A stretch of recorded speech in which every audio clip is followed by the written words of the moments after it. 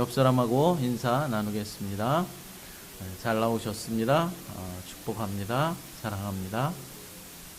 주님의 은혜가 넘치시기를 바랍니다. 우리 부부는 충남 홍성이라는 곳에 제가 섬기던 그 교회에서 결혼식을 올렸고 또 그곳에서 신혼살림을 시작하였습니다. 홍성은 제가 태어난 곳이고 또 30년이 넘게 살았던 곳입니다. 저는 그때만 해도 평생 저는 그곳 홍성 시골에서 평생을 살 줄로 알았습니다. 그런데 하나님의 계획은 그것이 아니었죠. 우리를 이제 서울로 이사 가게 하셨습니다. 그런데 문제는 이제 어렸을 적부터 섬겼던 교회를 떠나가야 한다라는 것이 마음에 걸렸습니다. 저는 그 당시 찬양팀 리더를 하고 있었고 또 성가대도 지휘하고 있었고 또 주일학교에서 교사로도 봉사하고 있었고 여러 가지 부분에서 일을 하고 있었습니다. 또 저희 아내도 반주자로서 열심히 섬기고 있었죠. 더 큰 문제는 담임 목사님께 이사를 해야 하기 때문에 우리가 교회를 떠나겠습니다 라는 말을 하기가 정말로 힘이 들었다라는 것이죠. 왜냐하면은 당시 목사님은 우리 가정을 위해서 물신양면 늘 섬겨주시고 도와주셨고 우리가 교회에서 중추적인 역할을 계속해서 담당할 것이다 라는 이 사실을 추호에도 의심하지 않고 있었기 때문입니다. 그래서 실망하시고 낙심하실 목사님, 사모님을 생각하면서 이사해야 한다, 교회를 이제 떠날 수밖에 없습니다 라는 말을 꺼내기가 정말로 힘들고 어려웠다라는 것입니다. 아니나 다를까 우리가 어렵게 정말로 힘들게 그 이야기를 드렸더니 목사님, 사모님이 너무나 실망하시고 아주 큰 충격을 받으셨는지 한동안은 우리를 쳐다보지도 않으시고 우리에게 말도 걸지 않으셨습니다. 물론 이제 우리가 이사를 가게 될 때는 기도를 해주시면서 너희들의 앞길을 축복한다라고 말씀해 주셨지만 말입니다. 오늘 본문에 보니까 정말로 하기 힘든 말을 하기 위해서 바로 왕 앞에 선 이스라엘의 2명의 지도자가 등장합니다. 누구입니까? 모세와 아론이죠. 이들은 자기 백성들을 애굽 땅에서 이끌어내기 위한 출애굽의 미션을 수행하기 위해 마침내 애굽의 통치자인 바로 왕 앞에 선 것입니다. 그리고 입술을 열어서 민족을 위한 요청을 하고 있는 것이죠. 정말 힘들고 어려운 이야기를 해야 한다라는 것입니다. 본문 1절 말씀을 읽어보겠습니다. 그 후에 모세와 아론이 바로에게 가서 이르되 이스라엘의 하나님 여호와께서 이렇게 말씀하시기를 내 백성을 보내라.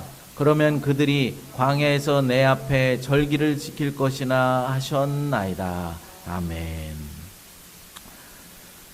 그런데 말입니다. 모세와 아론이 바로 왕께 한 말을 살펴보면은 사실 이 성경을 읽는 독자들이 기대하는 메시지의 말씀이 아니다라는 사실을 우리가 확인해 볼 수 있습니다.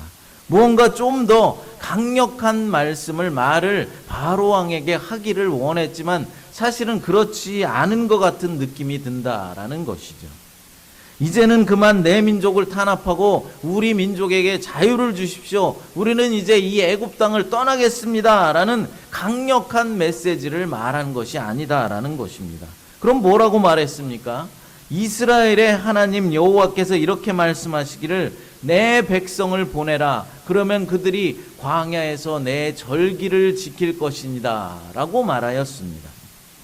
내 백성을 보내주셔서 그러면 우리가 애굽 땅을 지금 당장 떠나겠습니다 라고 이렇게 강력하게 말을 해야 했었는데 내 백성을 보내소서 그러면은 광야에 가서 우리가 절기를 지키겠나이다 라고 말하면서 조금은 소심하게 조금은 애매한 말을 하고 있는 것처럼 보인다라는 것이죠.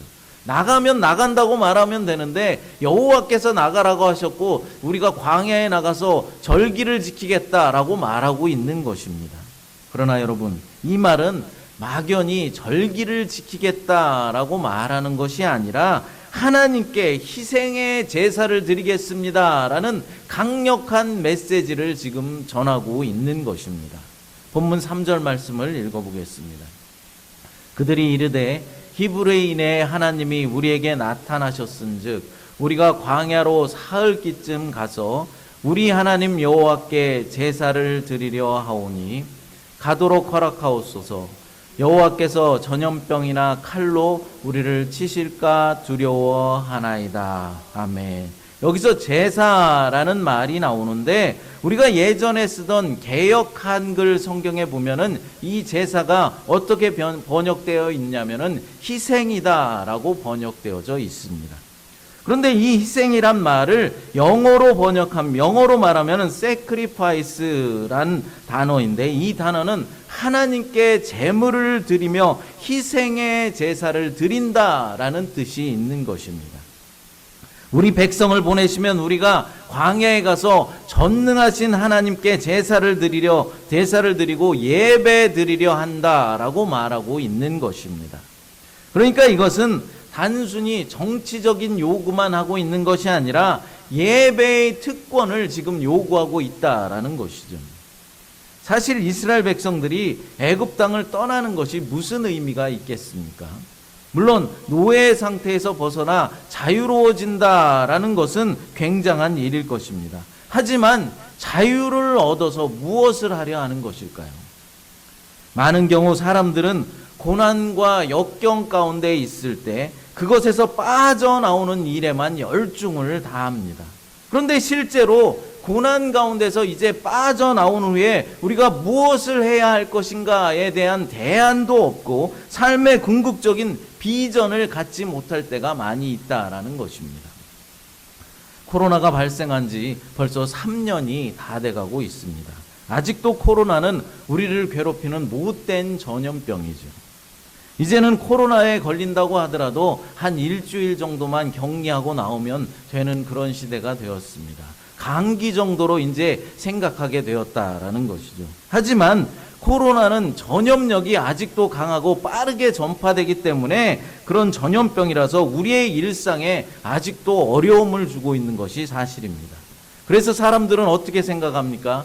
언제나 이 코로나가 완전히 종식될 수 있을까? 언제나 우리가 이 마스크 좀 벗고 마음껏 활보하고 다닐 수 있을까라는 생각과 기대를 다들 가지고 있는 것입니다.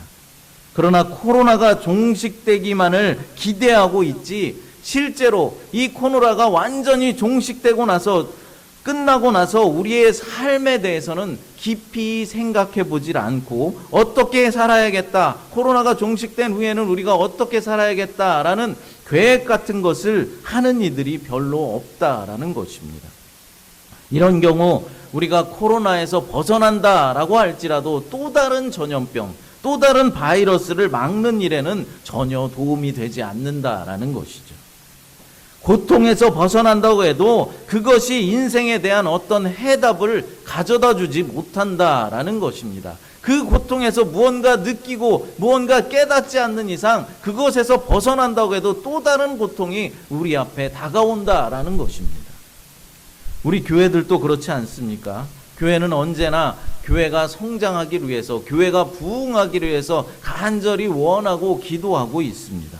그러다 보니까 교회들이 어떻습니까? 전도를 강조한다라는 것이죠. 사람들이 많이 몰려들기를 원하고 성도들에게 전도하십시오, 강제로 끌어다라고도 이 단을 채우십시오 라고 항상 이야기를 합니다.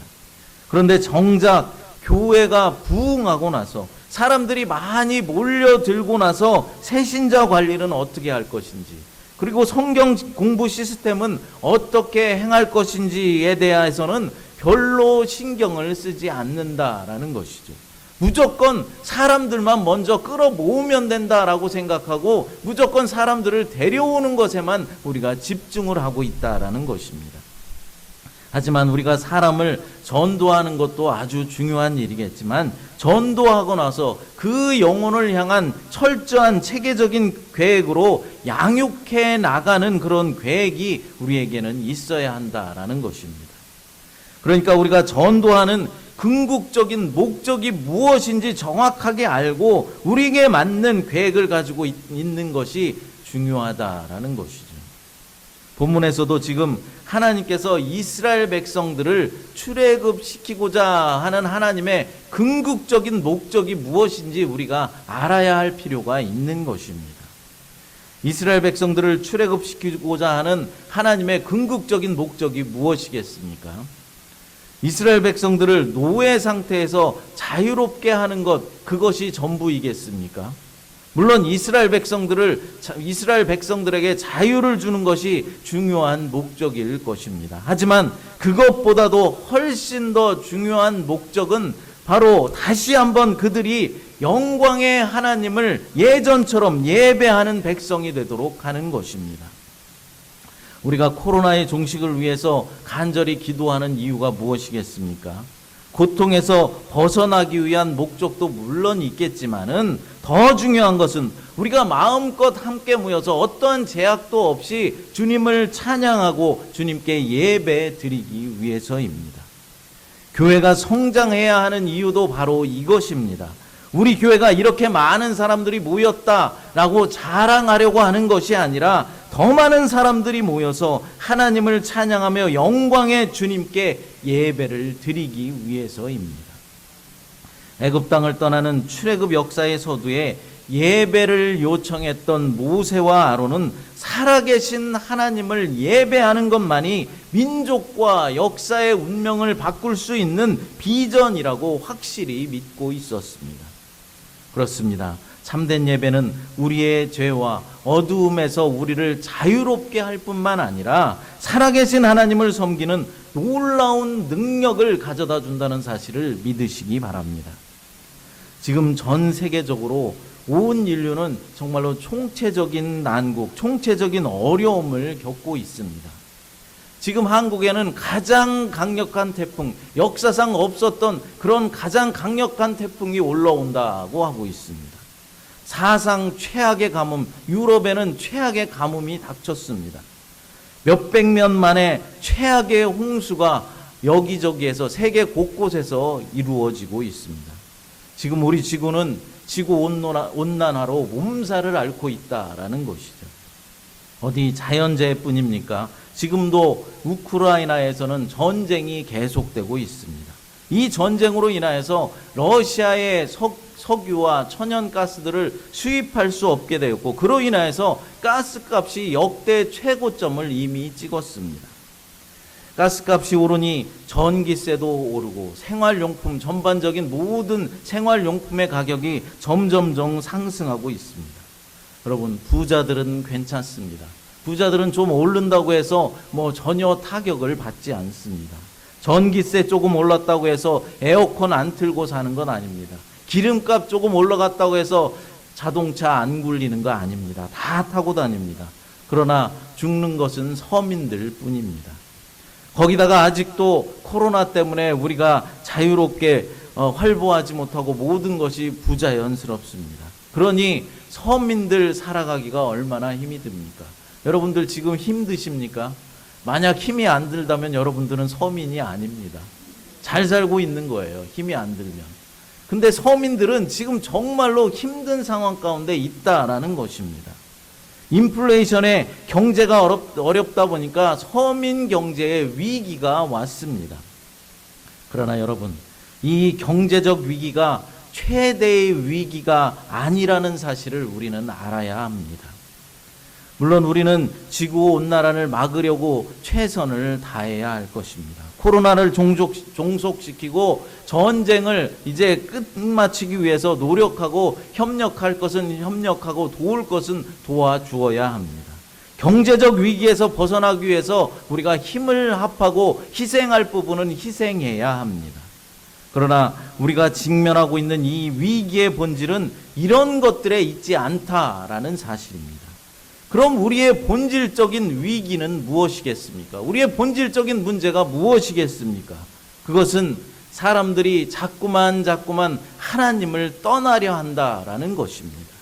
하나님을 반역하는 불순종, 바로 이것이 우리의 가장 큰 위기이고 우리의 문제라는 것입니다. 교회에 들어와 있는 사람들도 기도하지 않고 말씀을 읽고 배우는 일에 흥미를 점점 더 잃어가고 있습니다. 예배 드리는 것을 하찮게 여기는 것, 바로 이것이 우리 인류의 최대의 위기이며 문제라는 것입니다. 전염병이 이렇게 창궐해도, 전쟁이 벌어져도, 지구온난화로 자연재해를 우리 눈으로 보아도 기도하지 않는다라는 것이죠. 경제적인 위기에 봉착해도 하나님 앞에 나와 예배하지 않는 것이 우리의 최대의 문제라는 것입니다. 세상 사람들은 상관없습니다. 세상 사람들은 기도하지 않아도 아무런 상관이 없습니다. 하지만 적어도 그리스도인이라는 사람들, 예수 그리스도를 나의 구주로 믿는 사람들이라면 전 세계적인 이 총체적인 어려움, 위기 앞에 우리는 기도해야 하는 것입니다. 전능하신 하나님, 역사를 주장하시는 하나님 앞에 우리가 온 정성을 다해서 예배를 드려야 하는 것입니다. 출애굽의 서두에 모세와 아론이 예배의 특권을 요청했다라는 사실에 우리는 주목해야 하는 것입니다. 단순히 그냥 자유를 달라라고 애굽에서 나가겠다라고 말한 것이 아닙니다. 우리로 예배할 수 있게 하옵소서라고 간청한 것입니다. 그렇습니다. 살아있는 예배는 역사를 바꿀 수 있고, 살아있는 예배는 역사를 치유할 수 있는 것이죠. 그럼 어떤 예배가 살아있는 예배일까요?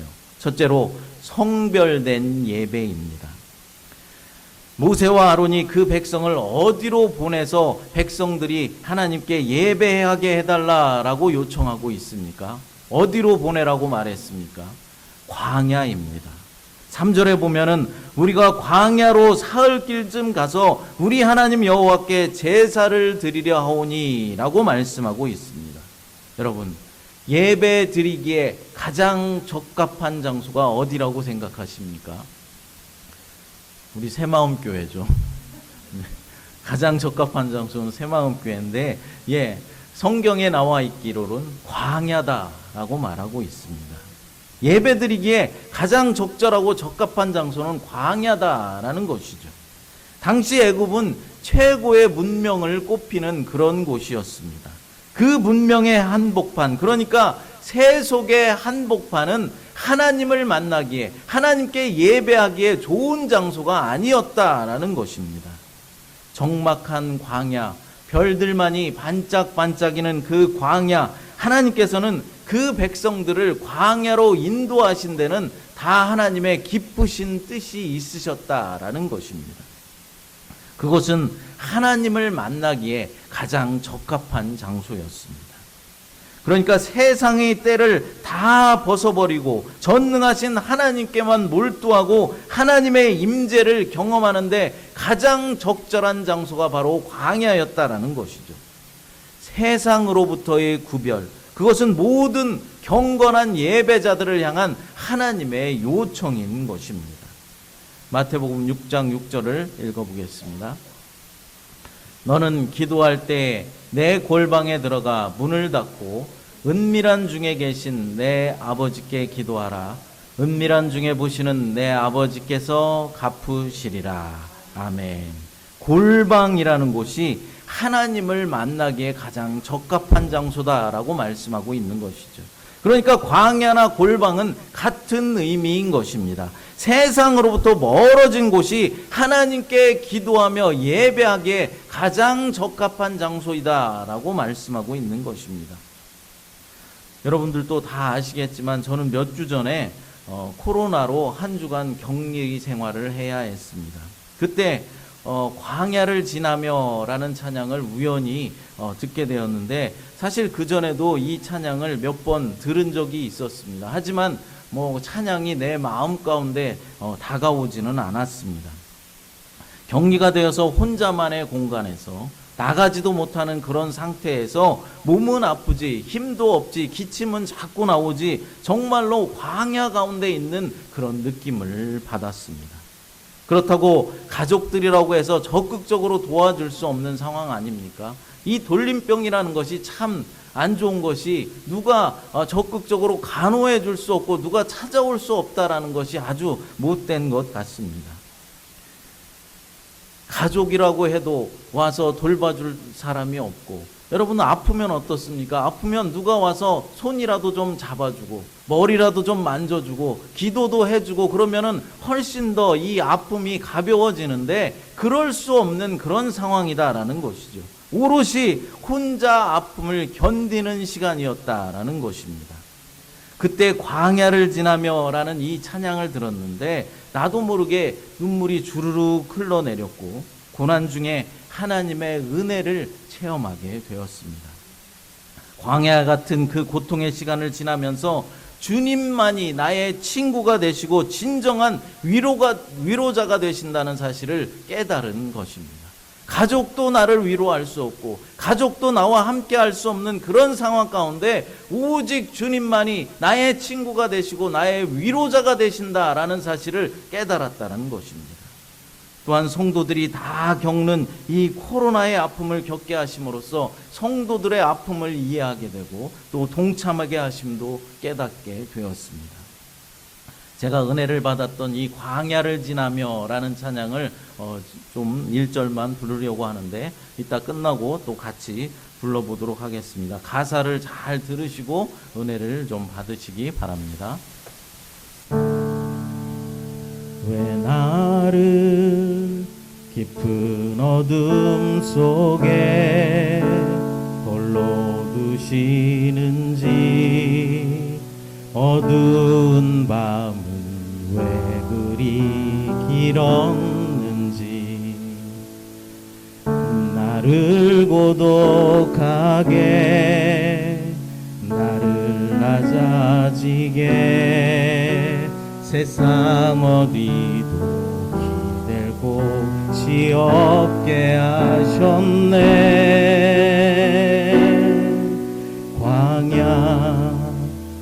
광야에 서 있네. 주님만 내 도움이 되시고 주님만 내 빛이 되시는, 주님만 내 친구 되시는 광야, 주님 손 놓고는 단 하루도 살 수 없는 곳,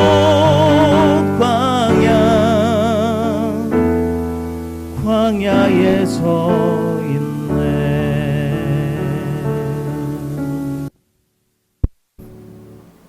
여러분들도 광야 같은 그런 고통이 온다 할 때 이 찬양을 들으시고 은혜를 받고 위로를 받으시기 바랍니다.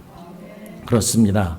여러분, 하나님께서 우리를 광야같이 어두운 고난 가운데 두시는 이유는 바로 누구의 도움도 받을 수 없는 곳에서 오직 하나님의 은혜만이 우리의 유일한 희망이 되며 위로가 된다라는 사실을 깨닫게 하기 위해서입니다. 골방과 같은 그 아픔 가운데서도 오직 예수 그리스도만이 나의 도움이 되신다는 사실을 깨닫게 하는 것입니다. 그래서 하나님은 우리를 때로는 광야 같은 어둠 가운데로 인도하시는 것입니다. 광야에서 골방에서 세상으로 향하던 나의 눈과 나의 마음과 나의 모든 생각을 하나님께로 다시 돌리고 오직 하나님께만 나의 영혼의 모든 주파수를 맞추게 하시고 살게 하신다라는 것이죠. 그래서 우리가 광야와 같은 곳, 골방과 같은 곳, 그러니까 이 세상과 구별된 곳에서 하나님을 예배하는 것이 바로 우리 마음 중심의 마음 중심이 하나님께 향하는데 더욱더 효과적이다라는 것입니다. 그러나 여러분, 우리는 광야나 골방 그 장소 자체를 우상화시킬 필요는 없습니다. 어떤 사람은 골방에 들어와서 기도를 하고 있으면서도 세상 생각에 잠겨 있는 사람도 있습니다. 그러면 골방에 들어와 있는 의미가 없다라는 것이죠. 예배당에 들어와서 이렇게 앉아서 예배를 드리면서도 예배 끝나고 무엇을 해야 하는데, 지금 무엇을 해야 하는데 세상 걱정을 하고 있다면 아무런 소용이 없다라는 것입니다. 하나님을 인격적으로 만나겠다는 그런 의지도 없고 하나님의 말씀을 들으려 하지도 않습니다. 그러나 반대로 어떤 사람들은 세상 가운데 있지만, 세상에 있지만은 그곳이 골방이 되게 하는 사람도 있습니다. 사람들이 많이 오가는 저 알라모아나 쇼핑센터 같은 곳에서도 얼마든지 성경을 읽고 묵상할 수 있다라는 것이죠. 그곳에서도 얼마든지 하나님께 기도를 드릴 수 있는 것입니다. 중요한 것은 우리가 드리는 예배는 언제나 구별된 예배가 되어야 한다라는 것입니다. 성별된 예배, 그러니까 온전히 하나님께만 집중할 수 있는 그런 예배를 우리는 드려야 하는 것입니다. 예배 가운데 찬양도 부르지도 않고 말씀에도 관심이 없고 아무런 기대감도 없이 형식적으로 습관적으로 나와서 드리는 예배라면은 그런 예배는 하나님께서 절대로 받지 않으신다라는 사실입니다. 두 번째로 우리는 희생적인 예배를 드려야 합니다. 본문 3절 말씀을 다시 한번 읽어보겠습니다. 그들이 이르되 히브리인의 하나님이 우리에게 나타나셨은즉 우리가 광야로 사흘길쯤 가서 우리 하나님 여호와께 제사를 드리려 하오니 가도록 허락하소서. 여호와께서 전염병이나 칼로 우리를 치실까 두려워하나이다. 아멘. 앞에서도 잠시 언급하고 말씀드렸듯이 여호와께 제사를 드리려 하오니는 희생을 드리려 하오니라고 번역할 수 있습니다. 영어로는 sacrifice로서 희생의 제사를 말하는 것입니다. 그러니까 하나님께 예배하면서 희생의 제물을 드리면서 하나님과 올바른 관계를 맺고 하나님을 만족해 함으로 하나님의 진노를 우리가 풀어드려야 한다라는 것입니다. 여러분, 신약시대에 와서 우리에게 가장 합당하고 유일한 제물은 무엇입니까? 바로 예수 그리스도이십니다. 거룩하고 흠이 없으신 예수님께서 마지막 제단인 십자가에서 자신의 몸을 단번에 산제물로 드리심으로 죄인인 인간과 하나님과의 관계를 다시 화목하게 하셨습니다. 이제 그분을 통하여서 구원을 얻은 우리 그리스도인들이 드려야 할 예배는 어떤 예배이겠습니까? 로마서 12장 1절 말씀 읽어봅니다. 그러므로 형제들아, 내가 하나님의 모든 자비하심으로 너희를 권하노니 너희 몸을 하나님이 기뻐하시는 거룩한 산제물로 드리라. 이는 너희가 드릴 영적 예배니라. 아멘. 이제는 죽은 예물을 드리는 것이 아닙니다. 예수님께서 죽으심으로 죽은 예물을 드리는 것은 끝났습니다. 이제는 산 예물을 드리는 것이죠. 산 예물은 바로 내 몸을 하나님께 드리는 것입니다. 예배를 통해서 내 몸을 하나님께로 드린다라는 것은 어떤 의미가 있겠습니까? 그것은 하나님, 나를 사용하여 주옵소서, 나를 써 주옵소서라는 의미가 있는 것이죠. 가정에서도 우리가 사회생활을 할 때도 하나님, 나를 써 주옵소서, 하나님이 원하시는 목적과 하나님이 원하시는 삶을 위하여 나를 사용하여 주옵소서. 구체적인 삶의 현장에서 하나님께 붙들림 받고 쓰임 받기 위해서 하나님의 뜻 앞에, 하나님의 거룩한 존전 앞에, 하나님의 영광 앞에 내 몸을 드리는 것이 바로 예배라는 것입니다. 내 몸을 드리면서 나의 시간도 드리는 것이죠.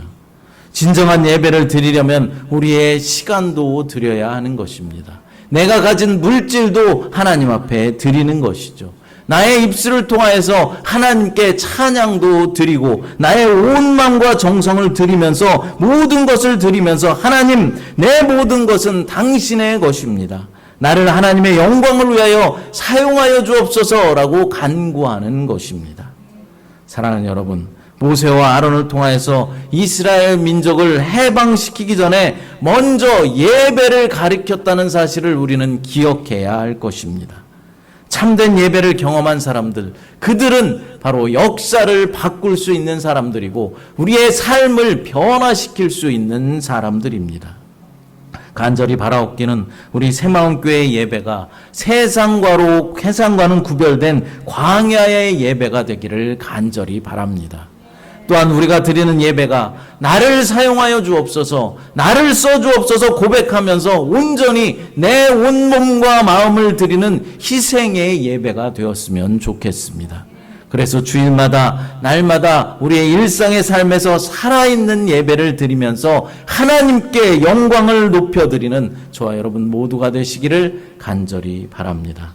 하나님 아버지, 우리에게 예배할 수 있는 특권을 주시니 감사합니다.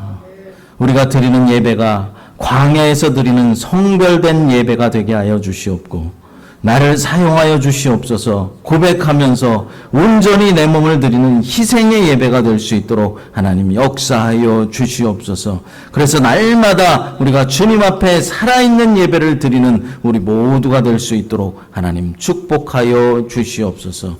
거룩하신 예수님의 이름으로 간절히 기도드리옵나이다. 아멘.